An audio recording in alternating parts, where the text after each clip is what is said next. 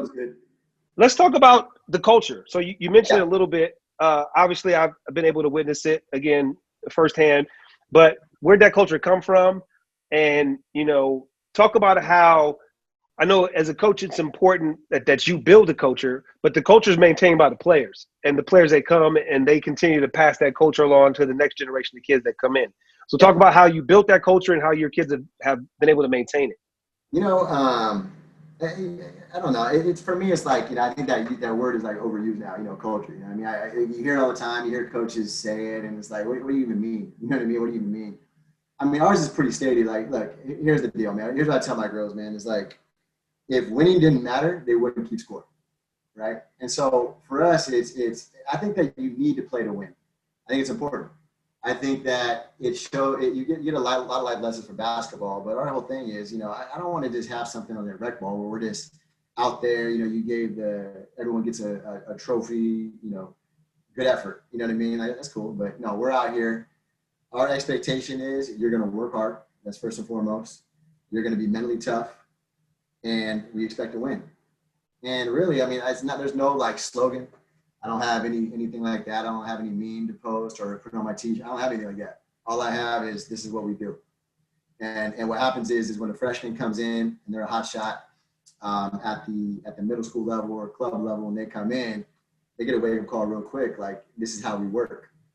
And so the older girls pass it on to the younger girls. And then there becomes a thing where it's like, this is just what we do. It's not a thing where it's, today sucks at practice, it's gonna be tough. Like, no, this is what you expect, and it becomes like almost like a muscle memory thing. This is what you do every day. So I would say like it without having like a title for it or anything like that, it's just we expect to win, play to win. You're gonna work hard and be mentally tough. I mean, I'm real big on mental toughness, and so we preach that on the girls, me and my coaching staff. I'm fortunate, like I feel like I have one of the best coaching staffs around. They've been with me for probably, and a lot of times as you see around as a coach, there's a lot of turnover, whether it be the JV ranks, assistant ranks. I've had the same staff, you know what I mean, for pretty much my whole time. With Patrick Freeman, who is, they said the associate head coach for me at Palomar, at Mission, but he was my college teammate. He won a national title at Concordia as a player, hell of a player, and he's all in. And then Tay Labata Cash, who's my JV coach, but also my varsity assistant. And they're all in, you know what I mean? And they understand what's going on. So I'm fortunate. And so it's just kind of what we, if that makes sense, it's like kind of what we do. I don't have like a stated, I don't have a mission statement. I don't have a slogan. I don't have any of that. It's just what we do. So you mentioned a lot of the players that you've had, up to this point. And I want to talk about Kayla. Kayla Rooks is a player, since I've been here, we've had a lot of, again, I've been here since 2013, and since I've been here, we've been blessed to have a lot of talented, high-level college basketball players, all Americans.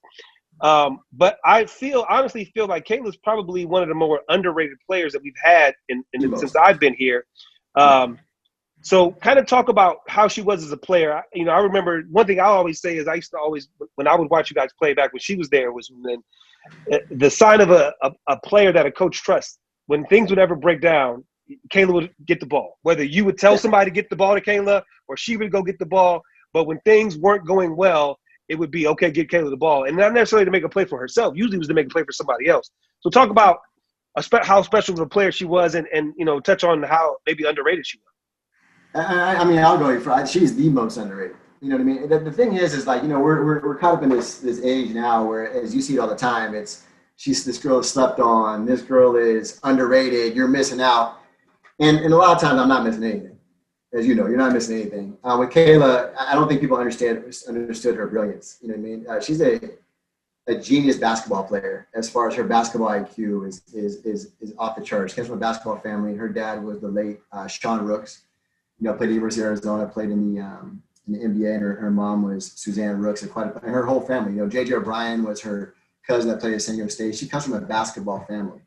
Understood the game at a level that I haven't seen on the women's side. She had a calm to her. She was, I think people, when they watched her, she came up and, obviously at the time we were going against Destiny all the time.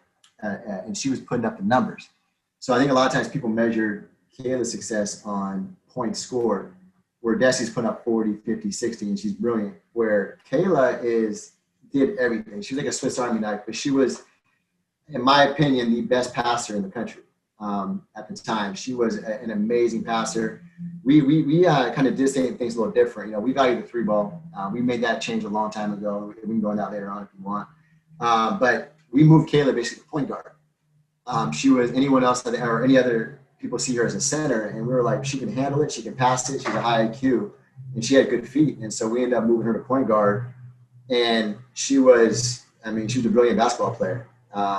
She was a joy to coach, never any problems. And she also had you have like a Jordan Pippen kind of thing, or whoever, you know, Madison Adams also played with her, and she had the exact same like basketball IQ, I would say. And so they were able to challenge each other at practice, right? And they were able to also, you know, they were both kind of the alphas. They can carry it to any point. And then going in even further, like you had like the Nikki Mayorals and the Caitlin Nguyen's, and I keep talking basketball IQ, but it's like the 4 girls I just named, basketball IQ was off the charts. So let's say Kayla is in foul trouble. Maddie, you know, is whatever. We can give the ball to Nikki.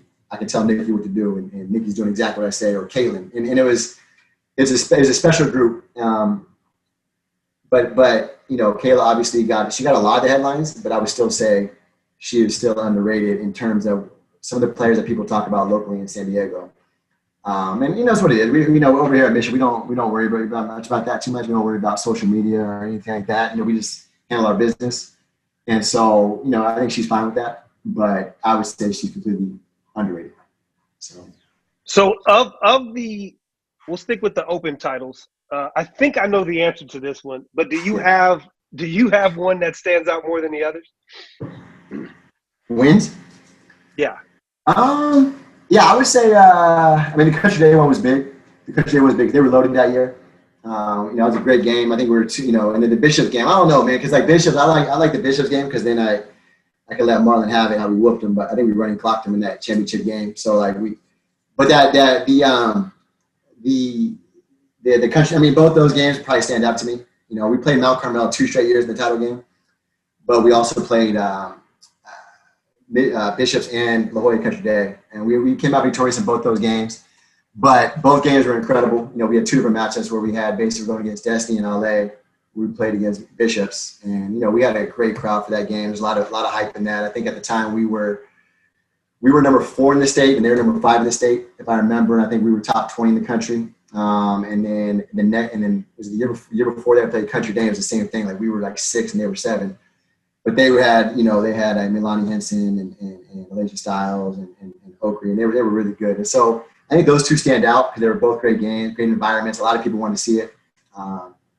Plus, I like being in the private schools because we're a little public school up here in San Marcos. So I think the year you guys played Bishops, it was special. I think for me, I had probably been doing this Hoops Report stuff for about 3 years at that point, and I remember feeling like we weren't getting love. And I remember that year, you and Bishops, you guys both went to the Open, and before that we hadn't won an Open game, and there was a lot of like, you know, disrespect to San Diego. So I remember my guy Harold had wrote something up for Cal High Sports about, you know, kind of, you know, we got to see San Diego do something before we put some respect. And then you guys end up beating. Well, they beat Etowanda. You beat Etowanda, and Bishops beat. No, I'm sorry. You know what? That year it depends. Bishop beat Harvard Westlake. Yeah. So no, that year we beat Windward. And they beat Windward. So I remember it was really cool, you know, that for the section that we had, you know, 2 teams made the Final Four. So I just remember that you guys kind of, you know, both of you guys teams put the section on our back because at that point we were really, really taking our lumps once we got into that state game. Well, I mean, go ahead. But no, but we're 2 of the teams. You know what I mean? Like we travel that section. Bishops does. You know, Bonita Vista does now. Cathedral, Country Day. Like, there's only a handful of teams that travel out of section. So, you know, when we're getting whooped in playoffs, is because our teams aren't really challenging themselves. You know what I mean? And so we kind of understood at that point. I think us and Bishops, that we were open. We understood who we were playing. We played against those teams all off season and season. So we weren't, you know, we're used to that. I think we both expected to win, and you guys went up there and you guys beat a great Harvard Westlake team. It was supposed to be a big upset, but we were like, that's kind of what it was. We kind of expected it, and then we ended up being in Windward that year also. And I think what people forget a lot of times is that when Open Division started, we were the first ones to get an Open Division state playoff win. We beat Etiwanda, I want to say the year before, and but we do get screwed here in San Diego. Part of it is our fault, part of it, but we also we have to do better. For example, I think the year, so basically the year we beat you guys in the championship. I'm sorry, but I think it was anyway in the championship. We ended up playing Windward, right, and then we went to Long Beach Poly, who was a great Long Beach Poly team, but we always have to go on the road, and you guys had to go to Clovis West. And for me, if you look at our resume at that time, we deserved to be a home team, in my opinion. And we were 30-2. We were, like I said, we were at that point number 3 in the state. We were top 15 in the country, and we have to go on the road, and anything can happen. And there was some really weird stuff that happened up there, and you guys had to go to Clovis West and play in front of 5,000, 4,000 fans, whatever it may be, where we never get the opportunity to host those games at home, which but like I said, at the same time, we can't complain about it. We have to do better as a whole in San Diego, and we get those opportunities to stay in playoffs. Like, we can't just be satisfied and say, this is kind of like icing on the cake. No, you got to play to win. You have to play to win, and I think we all have to do a better job. I think I agree with you, but I do think that it's going to change. I think some of the programs that you mentioned are playing national schedules or playing out of section. Country Day obviously they were number 1 in the country last year. Bonita is playing really tough schedules. Cathedral playing tough schedules. So I think with you guys, you guys are playing each other a lot, which is good. But then also playing out of section, I feel like we're going to slowly get more respect when it comes to those state playoff seedings and stuff, because of eventually they're going to have to put the respect. Because I said we have a lot of strong programs now. When I think before maybe it might have been 1 or 2 programs where our overall depth of strong programs is growing. What do you think about that? No, I agree, but I still think that we have to take the responsibility that where we do have to play teams from out of the section, and then it doesn't matter if it's a Christmas tournament or a showcase. Like, we have to take pride as a section in winning these games, because, like you said, we may have a handful, but it's we go to Stockton every year, playing Stockton St. Mary's, basically showcase up there, and I take pride in the fact that we have to win for San Diego. If we lose, we take it tough. We take it hard. And I don't know if we have that as a whole. And the state playoffs is the same thing. And so I think that, maybe we have a handful of teams doing that, but I still think that it's the responsibility on us as a section where we have to take more pride and get it done. We can't, I don't think we should be saying we're underrated. Like, let's handle our business. Do what we got to do. We have to win some of these games. And, that's my opinion. And whether it's right or wrong, that's kind of where I stand. That's what I tell my girls, and that's kind of the mentality we have. So, I think you're right. I think that's part of the wrong outlook we have when it comes to the state playoffs in general. I think this is something me and Marlon talked about. I think we overemphasize winning CIF, and I don't mean that in a bad thing. I mean, obviously, the teams that are in the Open Division are trying to win Open Division, but I think outside of that, we have to get past this rewarding not wanting to get an Open. Like me and Marlon talk about it all the time. If this was the NCAA, right? Nobody hopes they don't get in the NCAA tournament so they can win the NIT, right? But with the Division I, we see it all the time. Teams rather win a CIF championship in Division I or lower than actually go to Open. And I had mentioned stuff like overemphasizing the Open Division, whether it be banners, and people killed me for it, said that's participation trophies. But I feel like, how many people really feel like the team that was the 8th place in the Open Division had a better season than whoever won Division I? And most people are going to say Division I team had a better season when that's just not a fact. That's incorrect. No, I mean, like, for example, like last year we were in the Division I finals, right? And for me, it's like, no, we didn't have a better season than any of those 8 teams in the Open. Obviously, we ended up losing the game at the buzzer again in the title, but, like, regardless, we're still, when we get to that game, we're playing to win, and we would take a lot of pride. We would celebrate, we would have won. But I think for us, and maybe people are different, but our expectation is to be in the Open, and that's what we shoot for. Because, like, I don't like playing for 2nd place. I don't like playing for 9th place. I want to play to win. I mean, that's just what it is. So for me, it's you know, I like the way I look at it, and maybe the way you look at it is that may be, you know, the way that we think, but, you know, can we get other people to think like that as well? Still value, you know, your whether it be Division II, Division III, still value it. You need to. Like, congratulations, you worked your butt off. You deserve it. But when it's all said and done, I think that the end game is we're trying to get to the very top. You know? Absolutely. And again, before it gets kind of taken out of context, never is it my intention to say that, you know, you shouldn't want to win Division I, or there should be any shame if you win Division I. Who cares? If they get mad, they get mad. Whatever. But get mad at me, I don't care. I know, and you know, that there have been situations where coaches are avoiding that A spot in hopes of winning that CIF championship D1. Yeah, no doubt. Definitely. They have. Yeah. You know, I mean, that's what they want to do. That's what they want to do. That's something we're never going to do. I'd rather be the 8 seed and have to go on the road to the 1 and be the biggest underdog ever and compete. You know, I mean, that's just kind of where I'm at. Like I said, it's to each his own. People may have a different mentality than us. Like, I'm not gonna, you know, crap all over there. Can I cuss on this or no? Why not? Go for it. I'm not going to, you know, basically downplay what their goals are, what they value. You know, I mean, everyone's different, but like for us, it's like, you know, we're teaching our girls. You know, we're training our girls a certain way and teaching them a certain way, and for us, it's like that's what we value. We want to be in the top 8 when it's all said and done, and obviously want to be number 1. Yeah. So, coming off the loss, you kind of touched on the loss in the championship game to Sarah last year. Yeah. You guys bring back everybody. I don't think you graduated anybody, right? Yeah. So you bring back everybody. Talk about if.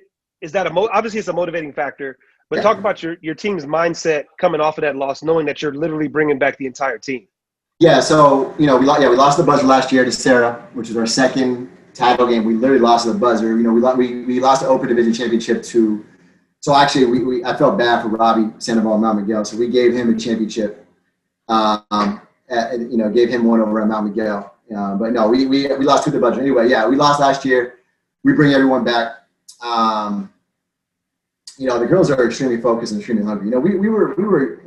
I get everybody. You always hear it. We're so young. We're so young.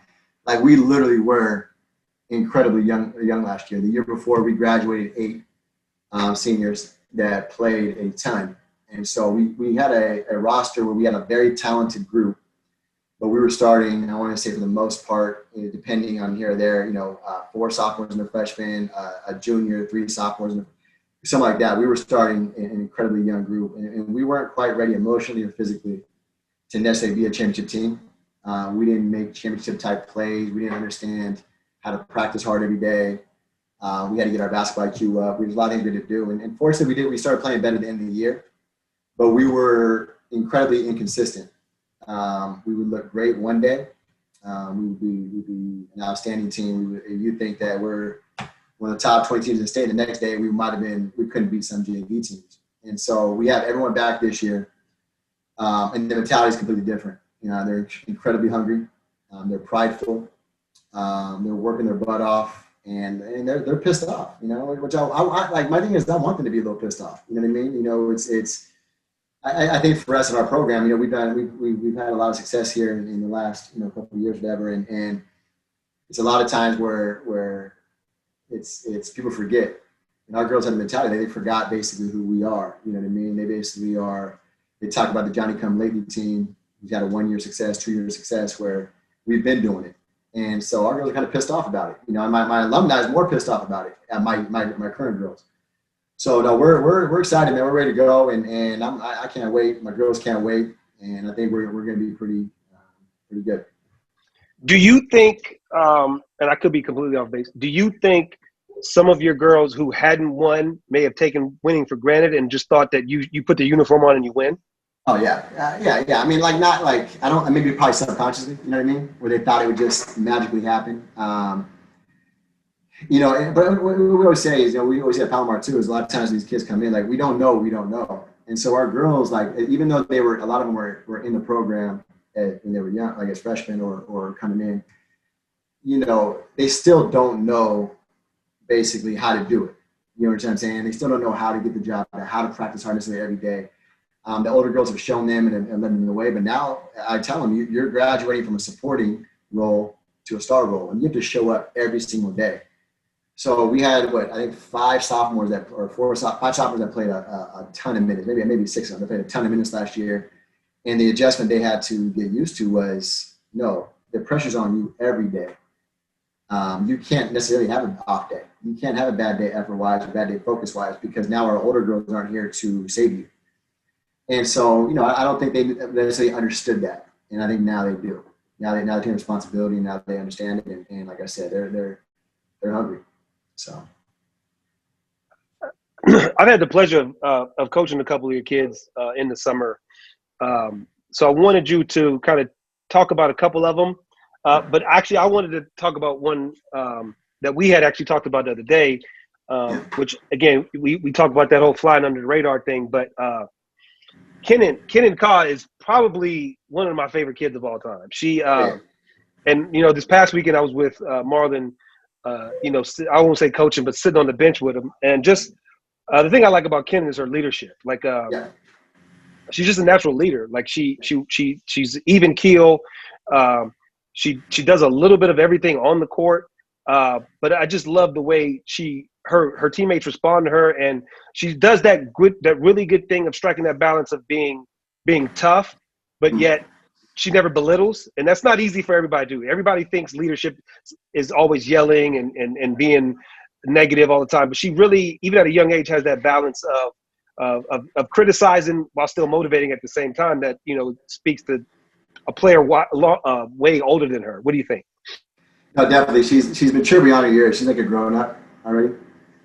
She's the unquestioned alpha of our team. She's an alpha. She played for Coach Marshall growing up with Coastal Elite with our youth team, and she's been trained from an early age to be mentally tough. From her, she didn't get away with nothing from a young age. She came in and she probably adapted to it and took it better than anybody. She's taken on that role. She's accountable. She's a girl right now that we challenge quite a bit to where, like I said, for me, it's she's incredibly talented, but you still have to produce each and every day. Your talent, your production has to match your talent. And for her, I stay on her. We rip her, and you'll never see a change. She never puts her shoulders down, never pouts, never cries, and none of that stuff. She takes it and then makes the adjustment and gets the job done. I think that for me, as far as mental toughness, she'll be one of the most mentally tough girls we've had when it's all said and done. And I think that skill is incredibly underrated, if not one of the most underrated skill sets you can have. And I think that for her, it's gonna set her up not just in basketball but in life. She's gonna be successful no matter what she does. She's gonna be successful. But you get to see it, and we see it every day. And I think she's turning into a better leader every single day. And she still has 2 more years left, so we're excited. Yeah, so that's class of 2022, right? Yeah. Yeah. So you guys are. It's a really good class. We had a couple of the top level kids in that class too when I was at Bishop's. One of those kids is Jessica Grant, who's we joke around and say best shooter in the county, but she's one of the best shooters playing basketball. So talk about her development and where you see maybe her ceiling going. So she's incredibly physically talented. Doesn't when you walk in the gym, she's not gonna be the first person that you look at like she's a ball player. Right? She's kind of like under the radar in that sense. I think what people underestimate is how athletic she is, how fast she is, how she gets off the ground, how quick she is. She's been basically classified as shooter, which she deserves because that's kind of what she does right now, but she can do so much more. When you do it that well, it's going to happen. Yeah, I would say she's the best shooter in the country as far as there's some girls that can really stroke it, but she can shoot off the dribble and shoot transition, coming off screens. I think that she's basically rated up there. I think ESPN has her as one of the top shooters in the country right now. She had 143s last year in 31 games. She ended up being 5th in the country. She missed 3 games, so she probably would have played those games. I bet she would have led the country as a sophomore. Best shooter I've ever coached. I've coached some girls that can really rope it. She's like a machine. She's a machine, and she's growing up right now where she's getting better and better every day. There's areas she has to get better. We talk about it every day. We don't never let her, her head would never get too big ever anyway, but, we're on her every day on what she needs to improve upon. I don't even think she's scratched the surface. She's a 22, so going into her junior year, but she's actually supposed to be going into her sophomore year. So physically, she's actually even, she's going to mature some more and get stronger and that sort. So I think that she hasn't even tapped into her potential, how good she can be. She right now she has an offer from Hawaii, and I think that whoever gets her is going to be a steal. And I think that it's credit to Hawaii for seeing what she can do her first. You know what I mean? And they're the ones that fell in love with her first and kind of saw it. And I always tell my girls, man, whenever at school, I don't care what it is, when they see something in you, that's special. And I think that for her, we've seen it in her the whole time, and I think that sky's the limit for her. So we mentioned Jessica Cannon, obviously recently Amber Schmidt picked up an offer. So again, you guys are talented. There's a lot of kids that people do know. Give me a name or two of some players that maybe people don't know that are going to have a huge impact on you guys' ultimate goal of trying to win a CIF championship. Yeah, I think the most improved player for us right now is Olivia Keltner. She's a 22 also, about 5'11". She's really evolved. I think when you come into us, like she transferred to us as a sophomore, I think when it takes a year to adjust, like to our system and learn our system. And so, she had to adapt to how, we do things and things. So she had an up and down year as a sophomore.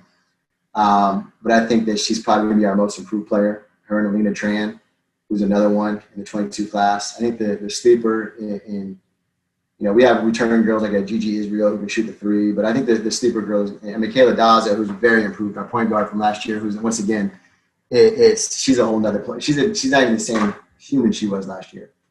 But I think that for us, we have an incoming freshman, Mariah Brown, who's going to be an incredible stud. And people may not know her. People are going to. She's not the biggest, but she thinks she's 7'3". Tough as nails, probably the toughest player on my team right now. I think that she's going to be probably the name that you're going to be hearing for years to come.